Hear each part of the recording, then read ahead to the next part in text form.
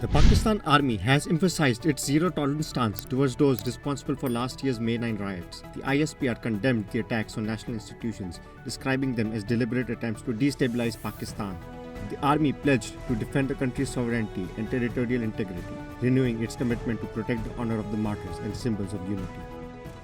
Marking the first anniversary of the May 9 riots that targeted military installations, the Pakistani government has dedicated this day to honor the country's martyrs. Prime Minister Shehbaz Sharif chaired a special cabinet meeting while the Information Ministry organized an event to remember those who sacrificed their lives. The government adopted the slogan May 9, Never Again, in solidarity with the families of those affected. Meanwhile, the opposition Pakistan Tehreek-e-Insaf planned rallies nationwide to support their detained leader Imran Khan. Khan remains firm in denying any involvement in the events of May 9 last year and refuses to apologize. President Asif Ali Zardari has declared May 9 as a dark day in Pakistan's history, emphasizing the damage the riots inflicted on the nation's image and calling for accountability of those responsible. He further emphasized that this incident has left scars on the collective conscience of the country, urging people to learn from past mistakes. Prime Minister Shehbaz Sharif will be addressing a gathering in the connection with the May 9 tragedy at the Convention Centre in Islamabad. Former Prime Minister Imran Khan continues to deny involvement in the chaos that ensued on May 9 last year. Following a court case on the £190 million corruption case, Khan clarified that his arrest left him unaware of the protests that occurred outside and reiterated his condemnation of the violence. However, political opponents argue that Khan's rhetoric directly incited the chaos. Khan said he was also prepared to undergo an inquiry into the 2014 sit-in organized by his party, affirming his commitment to transparency. Pakistani consumers will experience a fuel cost adjustment increase of Rs 2.83 per unit in their May electricity bills, adding Rs 26 billion to their collective costs. NEPRA announced that this adjustment covers March's expenses and excludes certain consumer categories like electric vehicle charging stations and K-electric customers.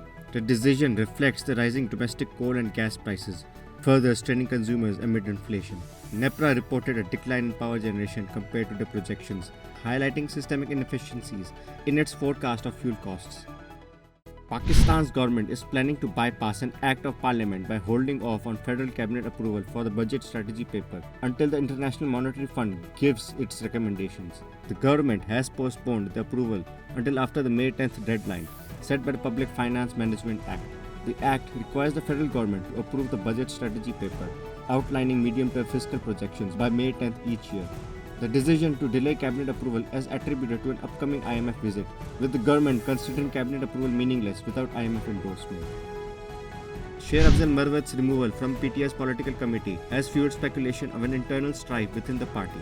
Marwat claims his criticism of senior party members that led to him getting sidelined in the PTI. Many people see the recent developments as a sign that the party's internal dynamics are becoming more unstable. Security forces in Pakistan neutralized 6 terrorists in 2 separate intelligence-based operations. 5 terrorists were killed in Dera Ismail Khan district, while another was targeted in the North Waziristan IBO.